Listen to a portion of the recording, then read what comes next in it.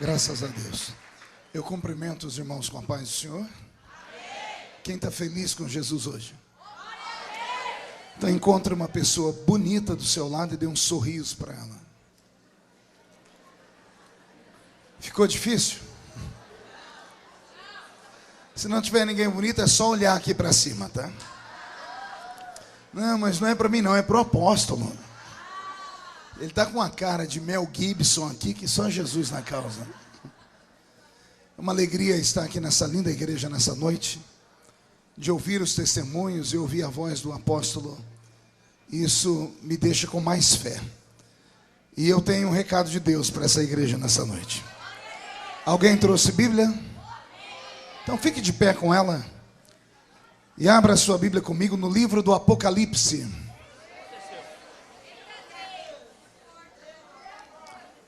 Apocalipse, capítulo de número 5. Glória a Jesus. Livro do Apocalipse, o capítulo é o de número 5. Quem encontrou, diga amém. Amém. E vi na destra do que estava sentado sobre o trono um livro, escrito por dentro e por fora, selado com 7 selos. E vi um anjo forte bradando com grande voz: quem é digno de abrir o livro e de desatar os seus selos? E ninguém no céu, nem na terra, nem debaixo da terra, podia abrir o livro e nem olhar para ele. E eu chorava muito, porque ninguém fora achado digno de abrir o livro, nem de o ler, e nem de olhar para ele. E disse-me um dos anciãos: não chores, eis aqui o leão da tribo de Judá, a raiz de Davi, que venceu para abrir o livro e desatar os seus 7 selos.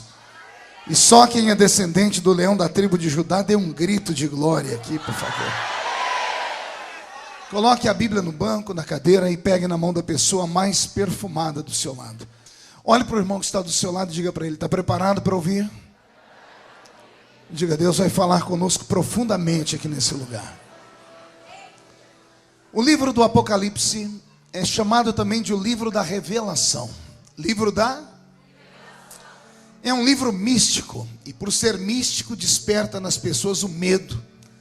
As pessoas têm medo do que está escrito no livro do Apocalipse, porque julgam que o Apocalipse fala apenas de coisas ruins, ou de maldições, ou de pragas, ou de coisas que podem prejudicar o homem. E na verdade, o Apocalipse não é apenas o livro das coisas do futuro. O apóstolo São João, quando foi arrebatado ao céu, o Senhor disse para ele: você vai escrever em um livro sobre as coisas que eram, as que são e as que hão de acontecer. Então o livro do Apocalipse não é só um livro do futuro. Ele traz ensinamentos do passado, do presente de João e do futuro dele, ou do nosso futuro. Quem entendeu até aqui, dê um glória a Deus bem forte. Então entenda que o capítulo 5 do livro do Apocalipse, ele não trata apenas de um livro fechado, e dentro desse livro, escritos ou histórias que podem macular, machucar, coibir, proibir, ou trazer sobre os seres humanos o medo e o terror. Um dia, lendo o livro do Apocalipse, no capítulo 5, o Espírito Santo falou profundamente comigo. O Senhor me fez tentar entender que livro era aquele que estava sendo o ato da execução do capítulo 5. Mas um livro que não podia ser visto, não podia ser lido, não podia ser aberto. Um livro de tal magnitude deve ser um livro muito importante. E mais ainda, o homem que está dentro desta sala está observando que o livro está na mão ou no colo de um ser muito grande e poderoso. João estava na sala do trono de Jeová. E Deus, assentado sobre o trono, segurava esse livro nas mãos. Só que entrou dentro daquela sala um arauto, um homem que falava por aquele rei e gritava: ninguém na terra, nem debaixo dela, e nem em cima dela podia olhar para o livro, nem ler o que está escrito dentro dele, e nem desatar os seus 7 selos.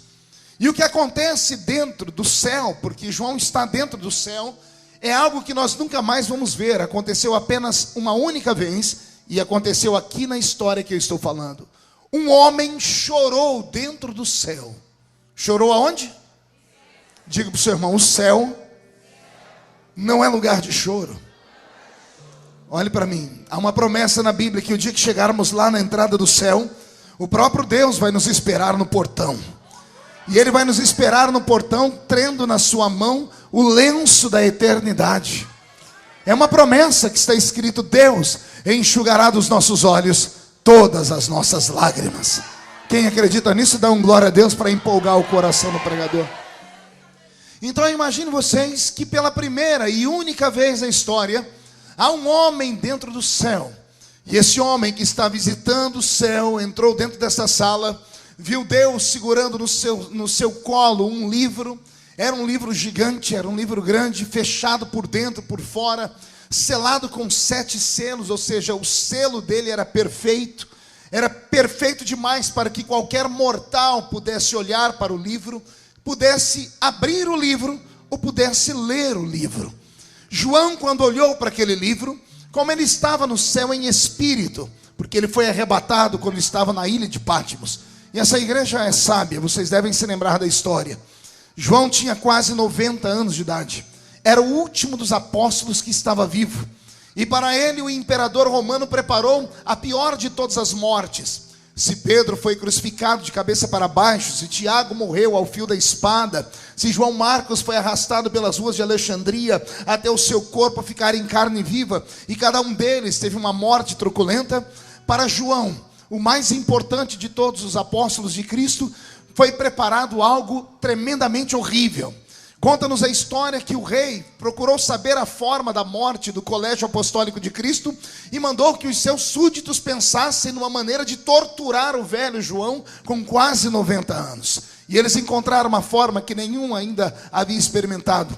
Criaram uma grande bacia, uma espécie de banheira, encheram de azeite fervendo e chamaram o velho João diante do imperador romano, e o imperador disse a ele: o seu fim será dentro daquele caldeirão de azeite fervendo, ou você pode mudar a sua história, negando Jesus Cristo como Salvador da humanidade.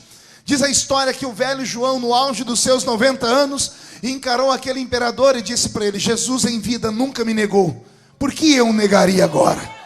E o imperador furioso disse: então você vai morrer. Há quem diga que João gritou dentro da sala do rei, dentro da sala do imperador, dizendo: a morte não é minha inimiga, a morte é uma carruagem que me levará mais rápido à presença do eterno Deus. Tomado pela fúria, ele manda os soldados jogarem o velho João dentro daquele tacho de azeite fervendo. O encontro da carne envelhecida do velho com o azeite fez com que subisse uma fumaça muito grande, e uma cortina de fumaça se levantou. Esperavam gritos, mas os gritos não vieram. Na expectativa do palácio, quando a fumaça se foi, olharam dentro do tambor de azeite, dentro daquela banheira de azeite, e para surpresa, estava o velho João tomando um banho de azeite. Eu acho que foi o primeiro tratamento à base de azeite na pele enrugada, foi a do velho João. E João não gritou, não esmoreceu, e o imperador gritou: como é que o azeite que está aí não te queima? A história diz que João gritou mais alto, dizendo: é que o azeite que está dentro de mim é mais quente do que o azeite que está por fora. João era cheio do Espírito Santo. Correu a notícia naquele reino de que João era indestrutível. Como era indestrutível, só havia uma maneira de se fazer com o imortal: tirá-lo do meio do povo e levá-lo então para a ilha rochosa, para a ilha de Patmos. Ao chegar na ilha de Patmos, o velho João foi deixado na margem do mar. Ninguém entrou dentro da ilha, tamanho era o medo que as pessoas tinham dela, porque ali estavam os piores homens, os piores bandidos, as bestas feras, mágicos. Na verdade os mágicos eram feiticeiros, pessoas que ninguém tinha coragem de tocar na vida. Eles desovavam naquela ilha. Soltaram o velho de mais de 90 anos ali na beira da praia. João tinha medo de entrar na ilha porque não sabia o que encontrar. Atrás dele tem um mar fechado, à esquerda e à direita uma praia que vai dar uma roda ao redor daquela ilha, ou seja, não tinha saída. Quando João vê que não tem saída para frente, nem para trás, nem para os lados, o velho de 90 anos procura o único caminho que o crente deve procurar quando as portas se fecham.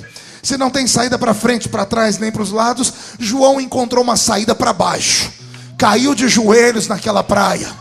Ao cair de joelhos, ele fez algo que nós fazemos, nós mortais, quando queremos falar com alguém, a gente bate na porta com a mão. João bateu na porta do céu, mas não foi com as mãos, foi com os joelhos. Quando os joelhos dele bateu na porta do céu, o céu se abriu. Quem já leu o Apocalipse vai lembrar João dizendo assim: e eu, enquanto gritava, ouvi uma voz por detrás de mim, e virei para ver quem era. E quando ele olha, ele encontra o Messias dele, o melhor amigo dele. Só que o melhor amigo dele agora não é só um cordeiro, ele enxerga um leão de verdade. Porque Jesus aparece para João lá no Apocalipse com os cabelos brancos como a lã branca, os seus pés como latão que saíra da fornalha reluzindo, o seu corpo coberto com um linho branco e fino e um cinturão de ouro traçando o seu peito, os seus olhos como chama de fogo e da sua boca uma espada aguda de 2 fios, que gritou para João dizendo: João, se as portas se fecham na terra, sobe para cá, sobe para cá.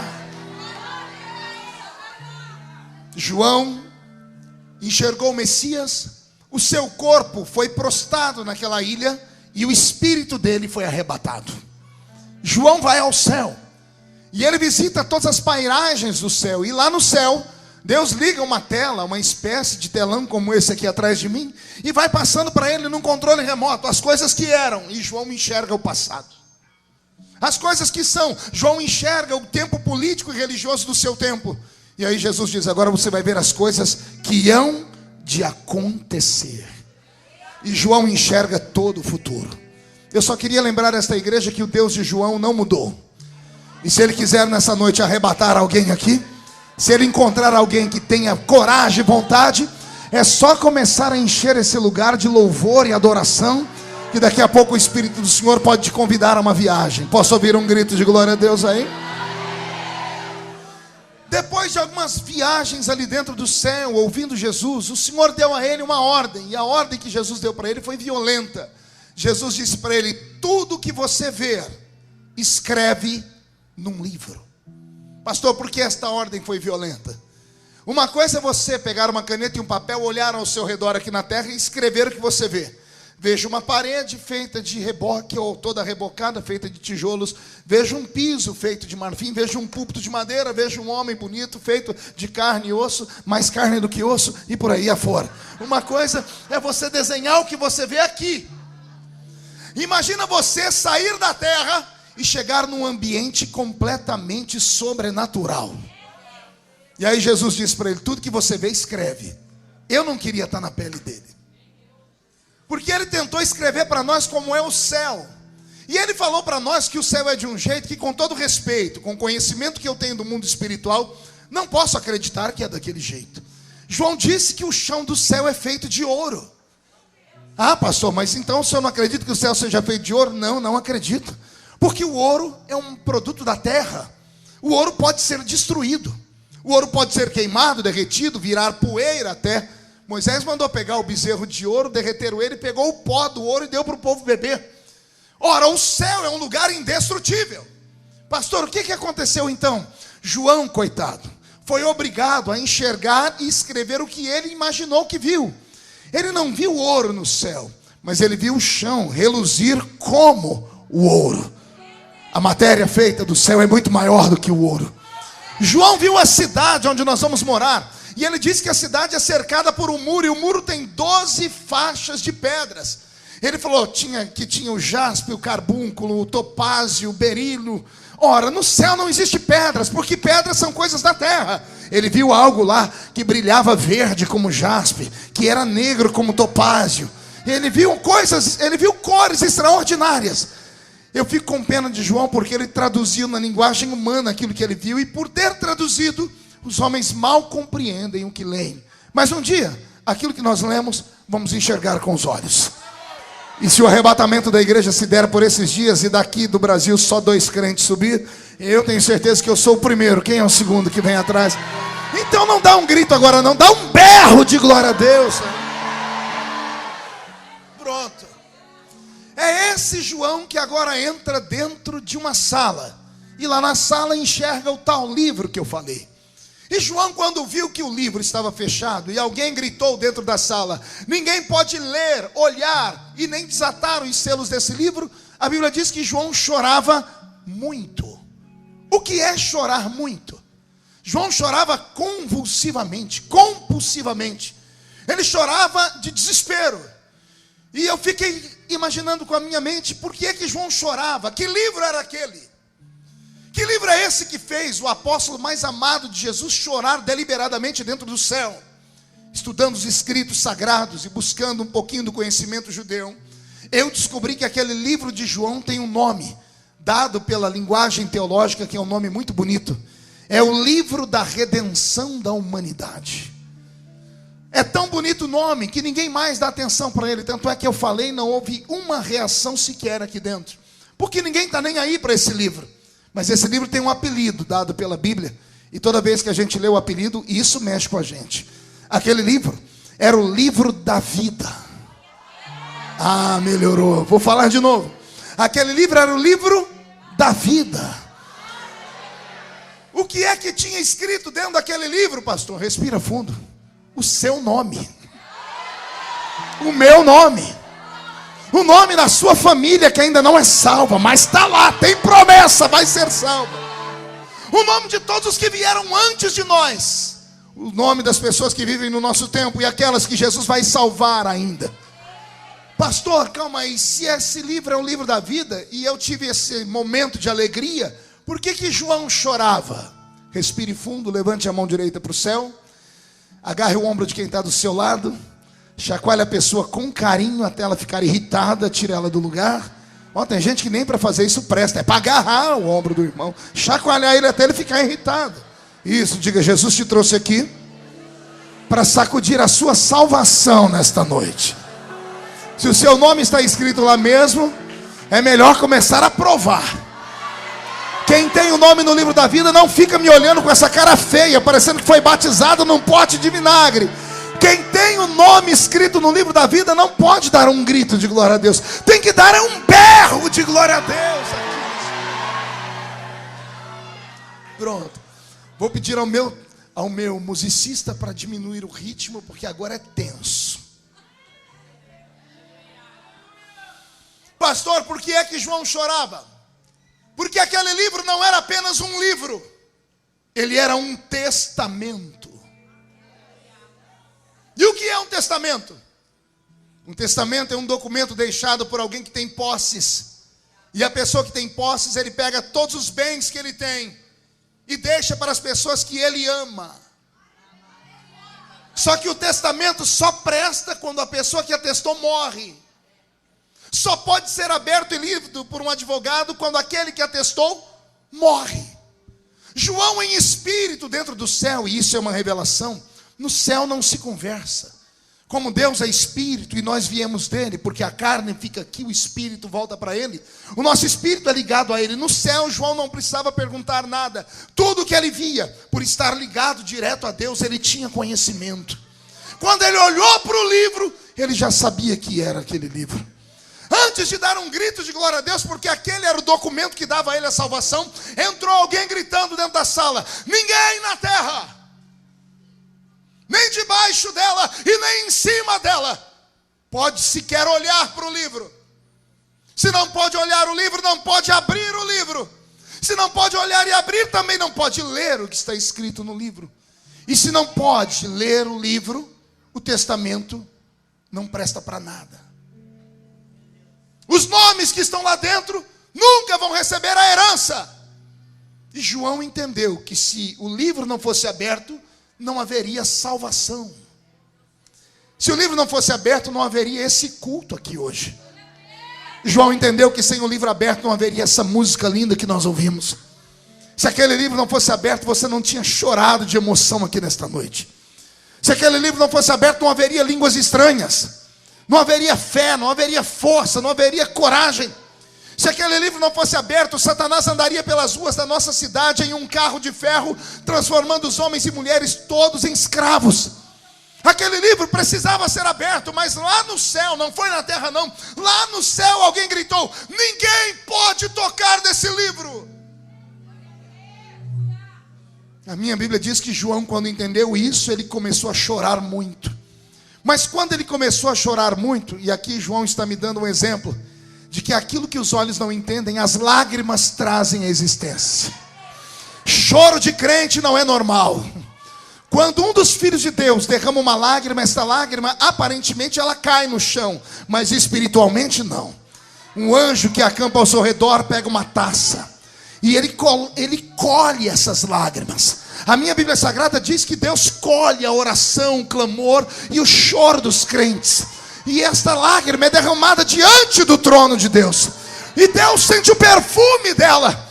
Quando a lágrima tem um perfume forte, ela tem o poder de fazer Deus ficar de pé no trono.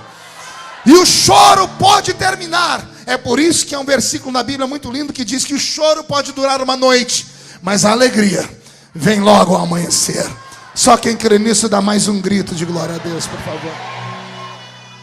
Quando João começou a chorar, se levanta dentro daquela sala um outro homem. E esse homem de branco vem flutuando, porque no céu também não se anda. Vem flutuando. E quando chega perto de João, pega o apóstolo chorando. E o homem diz assim: João, não chores. Oh, glória. Aí eu vou falar de novo. João, não chores, João. E eu imagino João, sem falar, telepaticamente dizendo para ele: como não chorar? Você é anjo, você já é salvo. Eu sou homem. Se aquele livro não for aberto, eu nunca vou vir morar aqui. Os meus nunca vão vir morar aqui. Se aquele livro não for aberto, foi em vão a morte de todos os apóstolos, a morte de todos aqueles que sofreram nas mãos dos romanos. Se esse livro não for aberto, não virou nada, não adiantou nada trocar a minha vida pela cruz de Cristo. E aí então o homem dá um sorriso e diz: João, já encontramos a solução. E João diz: como? E o homem aponta para um canto daquela sala e diz: olha ali, João, quem é que vem? E João olha e vê um ser todo poderoso. E João pergunta: quem é ele? E o homem de branco diz: João, eis ali o leão da tribo de Judá, João. Eis ali a raiz de Jessé, que venceu para abrir o livro e desatar os seus 7 selos. Quem entendeu até aqui, dê um glória a Deus. Agora eu vou te convidar a uma outra viagem. Nós vamos sair do último livro da Bíblia e vamos para o maior livro profético do Velho Testamento. Livro do profeta Isaías. Livro do profeta messiânico. O capítulo é o de número 6. E o versículo é o de número 8. Pessoas da minha época, gente da minha geração, que foi a alguns congressos missionários, tem na memória esse texto. É o texto áureo das manhãs missionárias. Alguém encontrou aí? Isaías capítulo 6, versículo 8? Nesse capítulo 6, no versículo 8, há uma pergunta e uma resposta. A pergunta é: e agora? A quem enviarei? E há uma resposta: eis-me aqui, envia-me a mim. E agora a quem enviarei? E quem há de ir por nós? E a resposta vem: eis-me aqui, envia-me a mim. O capítulo 6, do versículo 8 de Isaías, usado em manhãs missionárias, precisa nesta noite ser desmistificado. Preciso trazer para vocês a verdadeira história do capítulo 6 e do versículo 8. Como eu disse a princípio, o Apocalipse não é um livro apenas do futuro, ele é um livro das coisas do passado. A visão do capítulo 5 do Apocalipse é a mesma visão do capítulo 6 de Isaías. Só que cada um dos escritores escreveu de uma forma e de uma poesia diferente. No capítulo 6, quem está gritando: e agora quem enviarei, quem há de ir por nós? Não é Isaías, não é o tio dele que morreu, o rei Uzias. Quem está gritando esta palavra é o próprio Deus. Deus falava com os profetas na calada da madrugada. E numa bela madrugada, Isaías teve a visão. Ele olhou no céu e viu Deus assentado no trono com as mãos na cabeça. Deus olhava para a terra desesperado. E Deus gritava: e agora? A quem enviarei? E quem há de ir por nós? Por que esta pergunta, pastor? Pergunte para mim, por quê? Só falo se todo mundo perguntar. Porque quem conhece a Bíblia vai entender que cada uma das pessoas da Santa Trindade teve uma parcela de participação no encontro do homem na terra. Se pegarmos o Velho Testamento inteiro, vamos ver a figura sendo enaltecida de Deus Pai. Se entrarmos pelo Novo Testamento, veremos que Deus Pai é colocado quase que em segunda pessoa, mas quem aparece mais é Deus Filho. E vemos que Jesus, antes de sair da terra, ele diz: eu vou, mas eu enviarei outro para ficar aqui. E hoje nós vivemos numa dispensação que é chamada dispensação do Espírito Santo, porque quem está aqui entre nós é o Espírito Santo. Humanamente falando, Jesus não está aqui agora. Pastor, mas ele disse que onde estiver 2 ou 3 reunidos no meu nome, ali estou eu. Sim, Jesus pessoalmente, fisicamente, ele não está aqui agora. Ele está sentado à direita de Deus Pai no céu, porque o Pai disse para ele que todo poder foi dado a ele no céu e na terra. Os serafins estão perto dele. Como é que ele está aqui então? Quem está aqui agora é o Espírito Santo, que tem uma procuração dele. O Espírito Santo está aqui representando Jesus. Então ele está entre nós porque o Espírito Santo está aqui. Então, se pegarmos o Velho Testamento, começando em Gênesis, indo até Malaquias, teremos as primeiras 5 dispensações da Bíblia. Dispensação humana. Nós temos a dispensação dos seres que cuidavam como organização humana, como organização política. Nós temos a dispensação das leis. Enfim, são 5 dispensações em que Deus vem à terra e tenta convencer a raça humana de que Ele é Deus. Deus criou uma raça muito peculiar. O ser humano é a raça mais difícil que Deus criou. Porque Deus criou um ser que, embora tenha terra, dentro dele tem algo divino. Você consegue entender isso ou não? Se você visse um anjo aqui agora, você veria que o anjo é feito completamente da essência celeste. O anjo, ele carrega dentro dele o céu por completo. E se colocássemos do outro lado um cachorro ou uma vaca, teríamos um animal que só tem terra dentro dele. O animal não tem espírito. Não existe céu para os animais. A vida do animal começa aqui e termina aqui. É por isso que quando você está comendo aquela picanha em casa, você não tem remorso. Você já viu alguém comer uma picanha chorando, dizendo assim: ai, tadinha da mimosa, era tão bonitinha. Você nunca vai ver ninguém comer um galetinho, um franguinho, dizendo assim: tadinho do cocó, o cocó era tão bonitinho. Por quê? Porque a nossa consciência não dói quando comemos carne. Porque os animais nasceram para isso. Eles não têm espírito, são alma vivente. Já os anjos não têm alma. Os anjos são espíritos ministradores que ministram a favor daqueles que hão de herdar a salvação. Um belo dia Deus teve um sonho. Ele resolveu pegar a essência dos anjos, que é espírito, e pegou a essência dos animais, que é alma mais terra, e juntou tudo. Resultado: você. Não, você não entendeu, vou falar de novo. Deus juntou o céu e a terra, e o produto final foi você. Explica melhor, pastor. Explico. O anjo não pode morar na terra, assim como a vaca não pode ir morar no céu. Anjo fica no céu porque ele foi feito do céu. Vaca fica na terra porque foi feito da terra. Você é a única criatura do mundo que vive na terra e um dia vai viver no céu. Não entendeu ainda? Eu vou melhorar. Todos os seres Deus criou pelo poder da sua palavra. Os anjos saíram de dentro dele porque são fôlego de vida, sopro. Os animais, Deus gritou com a terra: faça os animais. Quando Deus foi nos criar, Deus arregaçou as mangas e disse: esse eu vou fazer com a minha mão. Eu estou pregando nessa noite para a única raça do universo que carrega no corpo a impressão digital da mão de Deus. Consegue compreender isso? Só que quando Deus criou o homem, Deus arrumou um problema. Pergunte por quê? Porque o homem é um ser indomável. Os animais, você coloca ele atrás de uma jaula, ele fica quieto. Coloque o boi cercado através de uma cerca e lá ele fica. Até a Bíblia faz questão de dizer: se o boi soubesse a força que ele tem, ninguém prenderia ele. Deus deu ao homem a sagacidade, a inteligência e o dom de escolher o que ele quer. E do Velho Testamento, de Gênesis até Malaquias, na dispensação da inocência, consciência, governo humano, patriarcal e lei, nas 5 primeiras dispensações, Deus Pai veio a esse mundo e tentou convencer o homem de que ele era Deus. Mas todos os homens que Deus levantou, o diabo derrubou. De Adão até Malaquias, não escapou um. Não, pastor, tem alguns heróis. Me diga, Abraão, por exemplo, pastor, pois bem, Abraão, pai da fé, a minha Bíblia diz que um dia ele foi entrar no Egito, chamou a mulher dele e disse: se alguém perguntar o que você é minha, diga que você é minha irmã. Isso é uma mentira. E Jesus disse que quem mente é filho de quem? Não ouvi? Abraão foi pego pela mentira. Deus levantou Moisés para ser o maior pastor de Israel, e o maior pastor de Israel não conseguiu levar o seu rebanho até a terra prometida. Aliás, nem ele entrou. Deus queria um pastor que começasse dando a vida pelas ovelhas, e Moisés começa o ministério dele matando um egípcio e enterrando na areia. Era a forma do diabo falar: nem Moisés pode abrir o livro, porque Moisés é um assassino.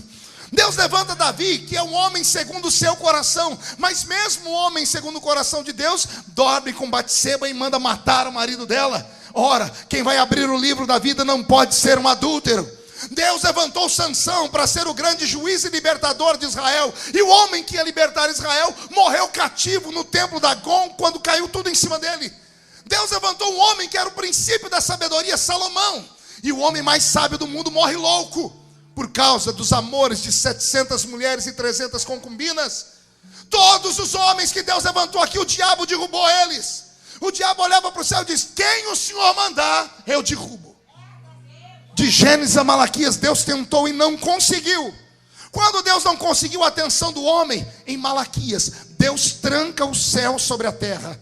Diga para o seu irmão: entre Malaquias e Mateus, entre o Velho e Novo Testamento, existe um período chamado interbíblico, de 400 anos. Quantos anos? Olhe para mim. 400 anos em que Deus não fala mais com o homem. Desaparecem os profetas. A nuvem, a Shekinah, some da história. Não há visão angelical na terra. Deus não aparece mais em forma teofânica, ou seja, em forma do anjo do Senhor. Por 400 anos, Deus abandonou o mundo, se trancou dentro do céu. E pergunte para mim, o que ele passou a fazer, pastor? Só fala se todo mundo perguntar. Ele voou para dentro do céu, se trancou lá dentro, botou a mão na cabeça, olhou para baixo e disse: e agora? A quem enviarei? Quem há de ir por nós? E os anjos olharam para ele e gritaram: ninguém na terra, nem debaixo da terra, nem em cima da terra, foi encontrado digno de abrir o livro. Quando tudo parecia perdido, à direita de Deus Pai se levanta um ancião de dias. O seu nome, Cristo, na terra é conhecido como Yeshua, o Machia de Israel. À direita de Deus Pai no trono, o filho olha para ele, vê o pai desesperado e diz assim: pai, eis-me aqui, envia-me a mim. Não, você não entendeu, eu vou desenhar tudo de novo. Deus olhou para a terra, de Gênesis a Malaquias, não teve um homem capaz de morrer por nós, não teve um homem puro, não teve um homem santo, não teve um homem que agarrasse o diabo pelo chifre e esfregasse o focinho dele no chão. A raça humana estava condenada e Deus gritou: e agora a quem enviarei? E lá no Apocalipse o anjo gritou: não tem ninguém. Quando não tinha ninguém, Jesus se levantou e disse: eis-me aqui, envia-me a mim.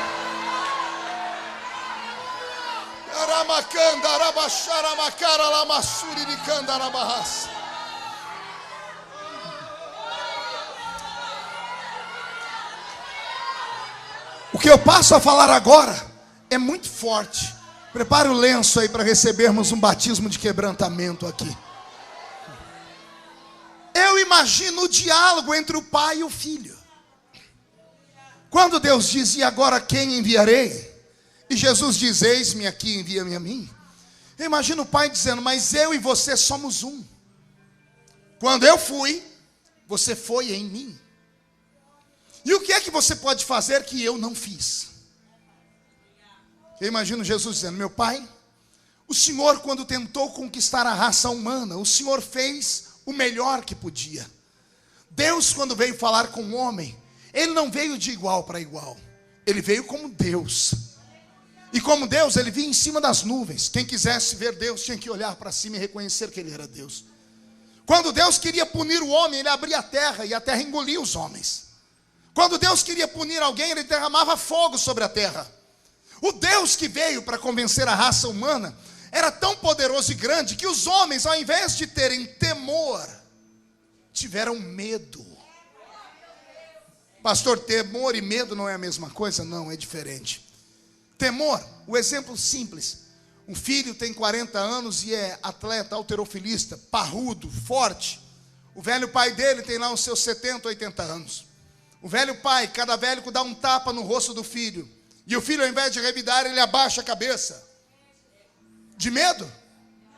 Ele tem medo do pai, porque se ele resolver pegar o pai, ele mata o pai.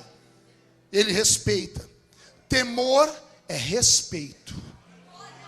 E medo? Medo é terror. Os homens não temeram Deus. Os homens tiveram medo de Deus. E não era isso que Deus queria, Salgado. Deus não queria que o homem tivesse medo dele. Deus não quer que você tenha medo dele. Deus não é um ser que tem numa mão um cajado e na outra um chicote pronto para te espancar. Não. Deus queria ser pai da humanidade. E é claro que o pai tem horas que ele fica bravo, mas ele faz de tudo para ver o filho bem. O desejo de Deus é ver você sair daqui voando hoje, ao encontro dos seus sonhos e dos seus milagres, porque Ele é o seu pai.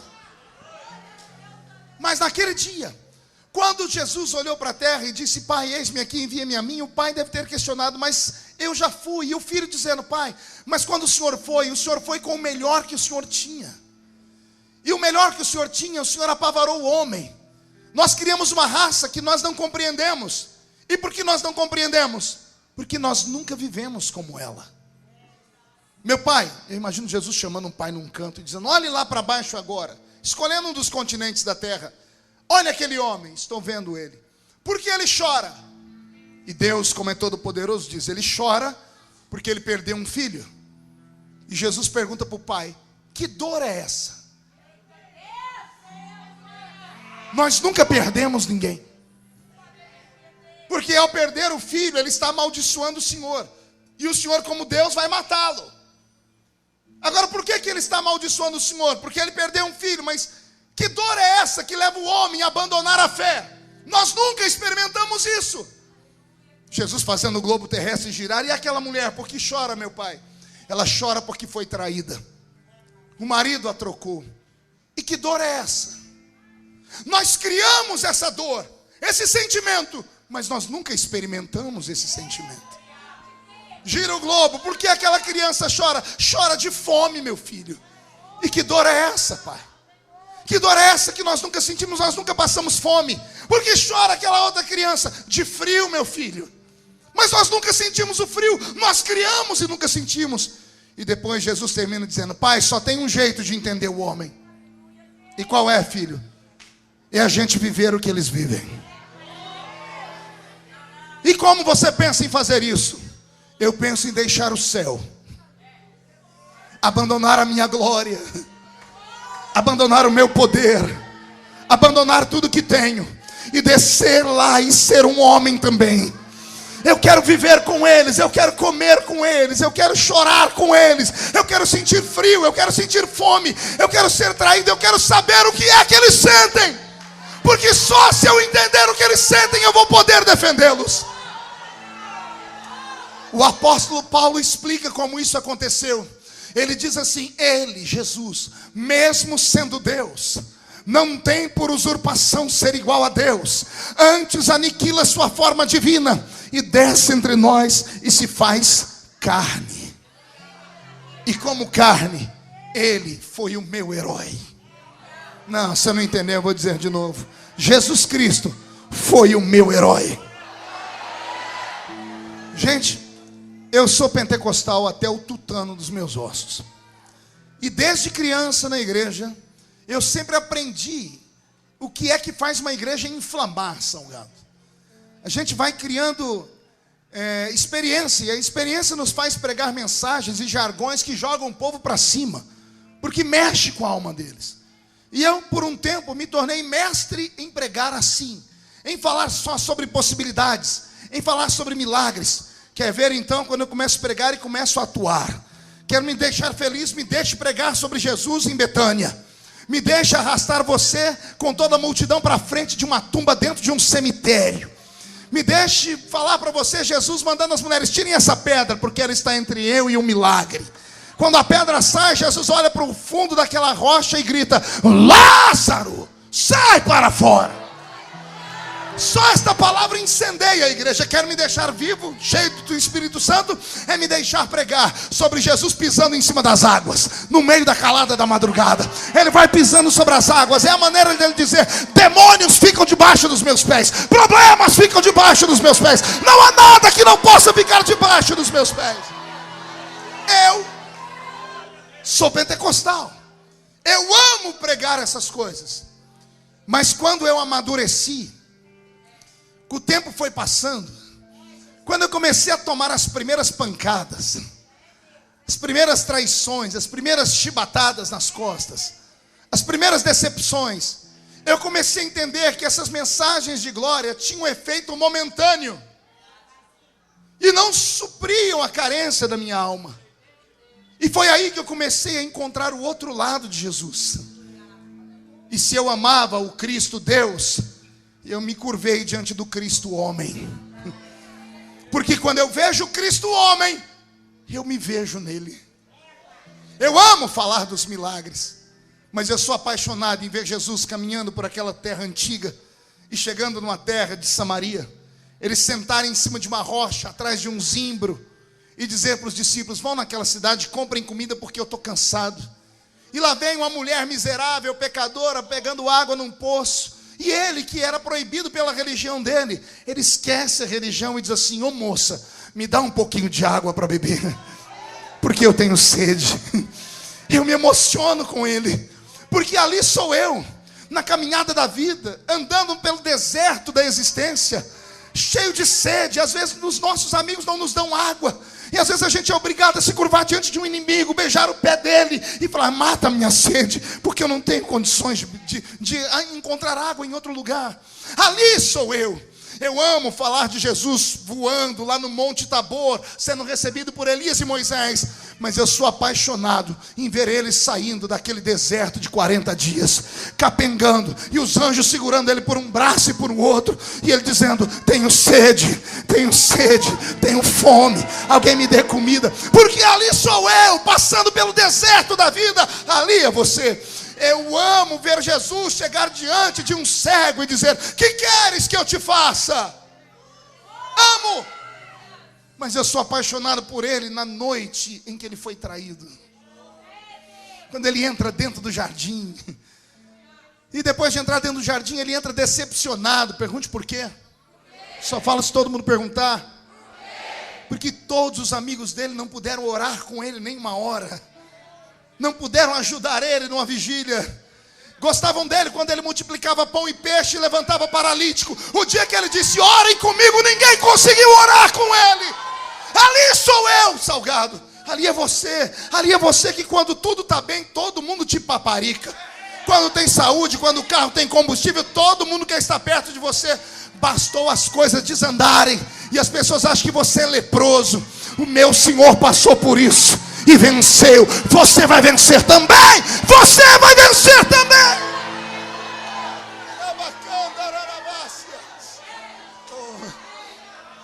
Ah, meu Deus, eu amo, sou apaixonado por ver ele dizer assim: todavia seja feita a sua vontade, não a minha. Ali ele é o meu herói. Mas eu amo as palavras anteriores. Eu amo ver ele agarrado com as mãos tremendo e dizendo: tem jeito de passar de mim esse cálice? Tem jeito do Senhor aliviar o fardo da cruz? Tem jeito de eu não passar por essa prova?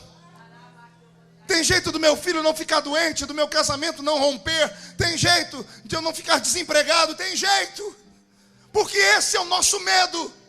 O que nos afasta de Deus é a insegurança.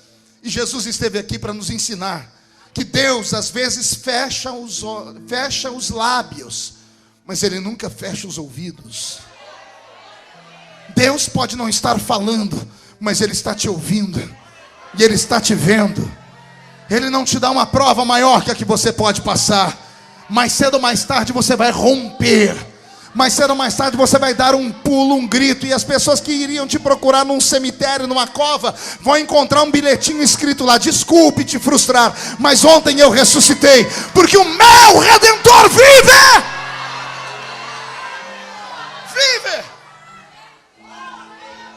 Eu amo, sou apaixonado em ver ele ir na casa do centurião Jairo e dizer: não tema, sua filha não dorme, não morre, sua filha só está dormindo, eu vou acordá-la. Eu amo ver ele trazer à vida aqueles que estavam mortos. Mas eu sou fã do Cristo homem, pendurado no alto da cruz, olhando para o céu, procurando o Pai, e o Pai virou as costas para ele, e ali ele grita: Eloi, Eloi, lama sabachthani. O amor dele é tão grande que ele não quer falar na língua que todo mundo entende, para não escandalizar os que estão com ele. E ele ora em aramaico, uma língua que ninguém conhecia mais. Os homens que estão ali embaixo começam a gritar: ele está chamando Elias. E não era Elias. Ele estava dizendo: Deus meu, por que me desamparaste? Ali sou eu. Ali somos nós, que mesmo sendo obreiros, mesmo sendo pastores, pregadores, até com algum tipo de nome, passamos por vales às vezes que não temos forças para resistir. E mesmo tendo certeza da convicção da chamada, tem hora que a gente olha e diz: Senhor, o Senhor está comigo mesmo? E os dias que a gente acusa Deus: por que me abandonaste? Porque ali sou eu. Eu amo meu Jesus fazendo milagres, mas eu sou apaixonado pelos seus últimos minutos de vida. Quer perguntar o porquê? Porque nos últimos minutos de vida ele mostrou para mim o que acontece com quem vai para a cruz. Não dá para escapar da cruz. Quando a cruz vem, você tem que levar ela até o fim e suportar o suplício de estar pregado. Você é obrigado a olhar para cima e ver que de cima o milagre não vem. Depois de olhar para cima, Jesus olhou para frente, e todos os que ele havia matado à fome e curado estavam ali, não fizeram nada por ele. E aí, como lá de cima não vem milagre, daqui da frente não tem ninguém que o ajude, Jesus faz aquilo que todo mundo que está na cruz é obrigado a fazer: olhar para baixo. E ao olhar para baixo, todo mundo olha e diz assim: está vencido. Só que quando ele olha para baixo, ele encontra lá embaixo duas pessoas que nunca abandonaram ele: a mãe e o melhor amigo. Ele está morrendo e está ensinando: quando tudo se fechar, você tem onde se apegar. Família é o porto seguro. O melhor amigo é aquele que vai com você para a cruz. Eles não vão ficar perguntando: o que é que você fez para estar aí? Por que é que você fez para estar aí? Não. Eles estão embaixo da cruz se sujando com o seu sangue e estão dizendo: eu estou com você aqui e não abro mão de você para nada. Fico com você até o fim. Quem entendeu, dá um grito de glória a Deus aí. Ali sou eu. E agora vem a parte mais linda, pergunte qual? 3 dias depois de morto, quando todo mundo já não acreditava mais.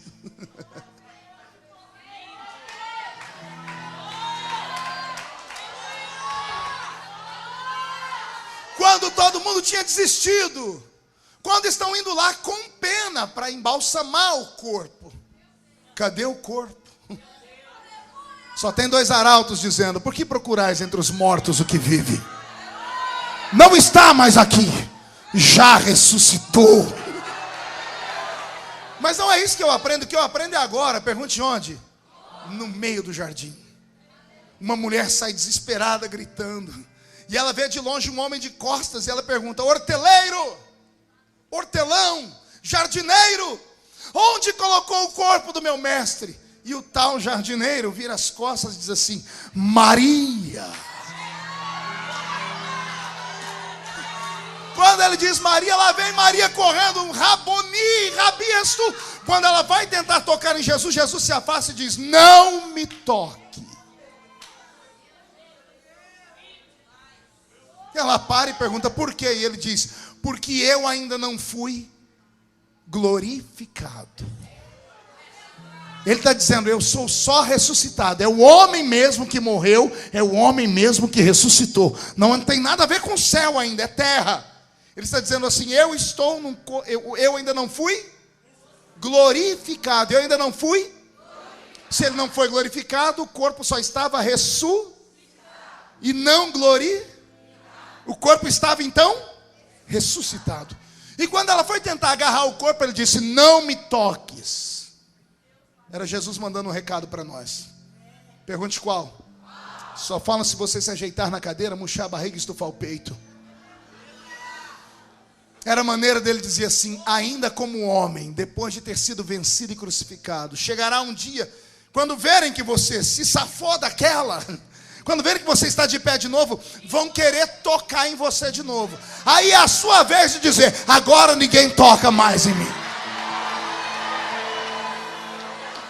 Ninguém mais toca em mim, até que o meu nome brilhe nas luzes da ribalta, até que o seu ministério exploda dentro de São Paulo, até que o seu marido volte para casa, até que o seu filho termine os dias cantando no coral da igreja, até que a sua conta no banco seja curada, até que Jesus te tire do último lugar da fila e te coloque no primeiro lugar da fila. Ninguém mais vai te tocar. Quem crê nisso, dá mais um grito daquele tamanho.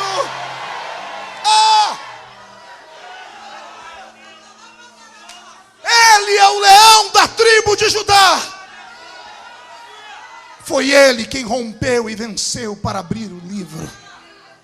Eu amo ver a Jesus nos seus momentos de dor, porque ali sou eu. E o que eu vou te falar agora é para te deixar seguro. Hoje ele está sentado à direita de Deus. A lei habita no coração do Pai. Deus não é advogado, Deus é juiz. Deus é o quê? Advogado é o Filho. O Pai não é advogado. O Pai é juiz. Todos os dias, e eu não duvido que esteja acontecendo isso nesse exato momento, diante de Deus tem um promotor. E o promotor, usando a sua beca negra, carregando um livro na mão, porque é com esse livro que ele vai mostrar que eu e você somos condenados. Ele pega a Bíblia. O diabo não precisa forjar mentiras para nos acusar, porque somos homens e mulheres falidos, caídos, desgraçados. Homens e mulheres que, se não for misericórdia de Deus, vamos para o limbo do inferno. Todos pecam, todos os dias, deliberadamente.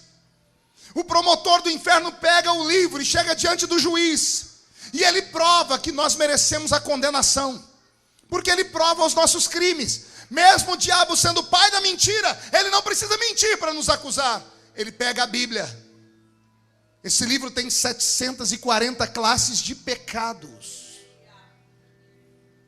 Dá o dobro de são 2 anos. Um pecado por dia. É impossível não pecar. Repito, não há como viver nesse mundo sem pecar. E aí os homens, para aliviar o fardo, determinam pecadinhos, pecados médios e pecadões. Diante do juiz não existe isso. Todo crime é punido com a morte. A alma que pecar, essa morrerá. O salário do pecado é a morte. Todos pecaram e destituídos estão da... Olha para o seu irmão e diga: quem se safa? Não tem jeito. O promotor está diante do juiz, e juiz não tem conversa. Provou que você deve, ele levanta o martelo e determina a sua punição. A pergunta que não quer calar é: se todos nós pecamos, por que não tem ninguém morto aqui dentro? Aliás, tem uns que eu acho que só esqueceram de deitar, né? O infeliz não abre a boca nem para respirar. Ele fica desafiando o pregador. Cruza os braços, põe a mão aqui no queijo. Vamos ver se você é bom. Bom aqui é só Jesus, meu filho. Por que é que nós não morremos? Está pronto para ouvir?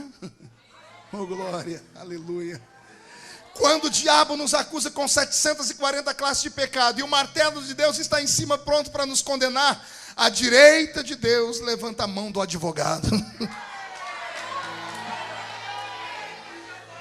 A gente não tinha nenhum advogado. Os homens do Velho Testamento não tinham advogado. Por isso padeceram. Não havia quem os livrasse.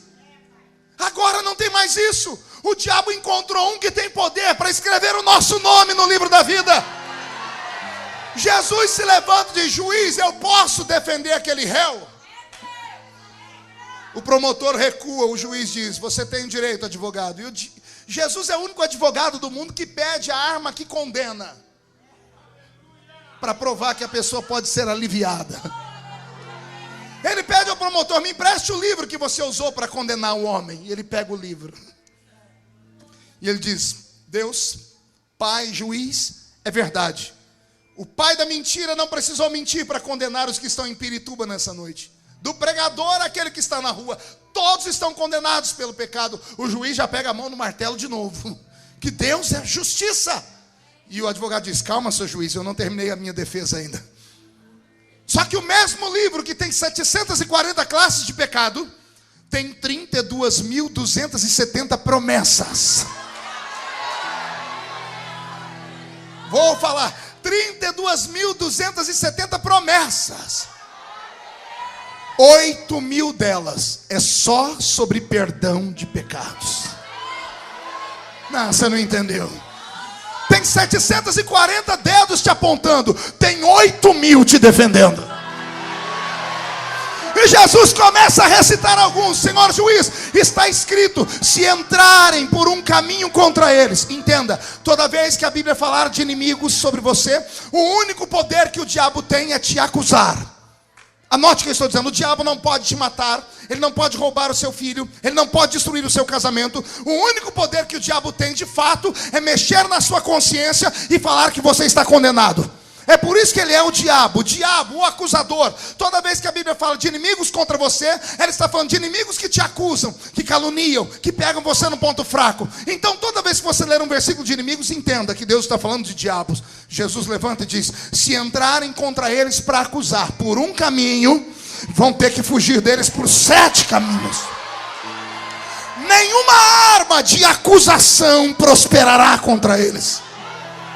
São promessas vivas da palavra. Se levantarem contra eles 11.000 demônios de acusação, 1.000 cai de um lado, 10.000 cai do outro, e eles não podem ser atingidos. O diabo está tonto, o promotor está embriagado, ele quer que acabe logo a audiência para ele se esconder no limbo da humilhação. E Jesus, para terminar em alta, ele diz assim, e para terminar, senhor juiz, quero citar um versículo que está escrito no Novo Testamento, em Romanos 8:1. Nenhuma condenação há para os que estão em Cristo Jesus, nosso Senhor. Jesus te trouxe hoje aqui para aliviar a sua barra. Jesus te trouxe hoje aqui para te dizer que Ele ainda é Deus. Ele te trouxe aqui para te dizer que quem te acusou, dizendo que tudo acabou, não conhece Ele, porque Ele vai te levantar, Ele vai te pôr de pé de novo. Você acredita no que eu estou dizendo? Então dê mais um grito de glória a Deus, por gentileza. Aleluia! O livro está aberto. O leão da tribo de Judá está lendo nome por nome. O diabo te odeia porque sabe que falta pouco tempo para ele. O diabo está como uma pessoa que está afogando no meio do mar. Um dia eu estava na beira do mar e vi um salva-vidas olhando da beira da praia com binóculos, um homem se afogando. Eu disse, você não vai fazer nada? Ele disse, calma, tem que esperar. Eu falei, tem que esperar o homem morrer? Ele disse, não, tem que esperar acabar a força dele. Quando acabar a força dele, eu vou lá ajudar ele. E ele falou para mim, e o pior são os últimos segundos, porque a pessoa busca uma força tão grande que se alguém for tentar salvar ela, ela afoga os dois. O diabo está desse jeito no mar. Ele está ouriçado porque sabe que falta pouco tempo. Ele olhou para o céu e viu o arcanjo pegar a trombeta. Ele está vendo o arcanjo polir a trombeta e ensaiar o toque. Ele viu que Jesus já saiu da sala do trono e entrou na sala real. Ele está trocando as vestes. O noivo está se preparando para o casamento. Ele olhou para a igreja e viu que a igreja está sendo queimada pelo poder do Espírito, porque ela está preparada para o arrebatamento. O diabo está desesperado. E a palavra de Deus para você hoje é essa: quando sair por aquela porta, não sai mais capengando. Se te mostrares fraco no dia da angústia, suas forças te faltarão. Você vai sair por aquela porta de pé. O crente tem que ser sábio. Eu disse que o crente tem que ser o quê? A oração do crente tem que ser igual antigamente aqueles discos de vinil. Tem que ter o lado A e o lado B. Vou repetir. A oração do crente sábio tem o lado A e o lado B. Pergunta para mim, como é isso, pastor? O lado A é o lado que todo mundo pode ouvir. O lado B é o lado que só o diabo pode ouvir. O lado A é o lado que você entra dentro da igreja e começa a orar. Senhor, eu estou miserável, estou sofrendo, eu estou assim, estou assado, estou me desesperando, está faltando força, está faltando comida. Essa é a oração que todo mundo pode ouvir. Mas você tem que ficar esperto. Quando perceber que o diabo está chegando, vira a oração. Troca o disco, vai para o lado B. Qual é o lado B? É você se levantar e dizer, no meio de toda essa miséria, eu sei que o meu Redentor vive e em breve se levantará para me socorrer. Não dê ousadia ao diabo. Não dê ousadia a Satanás. Não tenha medo de obra de feitiçaria. Não tenha medo de Zé Pilintra, Zé Pilantra, Chucaveira, Tranca-Rua, Preto Velho. Não temas, não temas. O seu nome está escrito no livro da vida. E só quem tem o nome escrito no livro da vida fica de pé, por gentileza. Escolhe aquele louvor para mim. Mas não para de tocar não.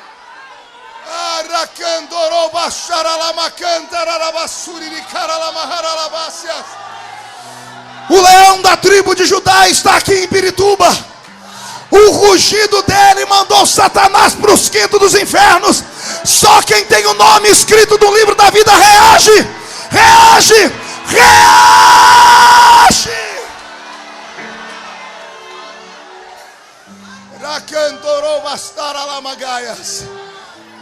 Eu vou pedir para que toda a igreja incline a cabeça. Jesus vai fazer algo lindo aqui agora, apóstolo Salgado. A igreja vai fechar os olhos. Vou pedir para que os corredores estejam livres. Pastor Bruno, feche seus olhos. O Senhor me disse ao coração que tem 2 grupos aqui dentro, que se o culto terminar agora, eles voltam felizes para casa. Todavia, essa felicidade não dá a eles o direito de entrar no céu. Primeiro, porque o nome não está mais no livro da vida. E por que não está lá, pastor? Porque as igrejas têm uma autoridade e mal sabem esta autoridade e usam ela de maneira ruim. Jesus disse, tudo que ligardes na terra será ligado no céu. Mas em contrapartida ele disse, tudo que desligardes da terra será desligado do céu. Tem pessoas aqui que foram excluídas dos seus ministérios, excomungadas. Tem homens e mulheres aqui dentro que perderam tudo porque cometeram um ato falho, um erro, caíram, escorregaram, tombaram. A vergonha foi tão grande que você nunca mais passou na rua daquela igreja. E a mágoa é tão grande que quando você ouve falar de igreja, você sai correndo, não quer mais falar sobre isso. Hoje, por um milagre, você veio à igreja.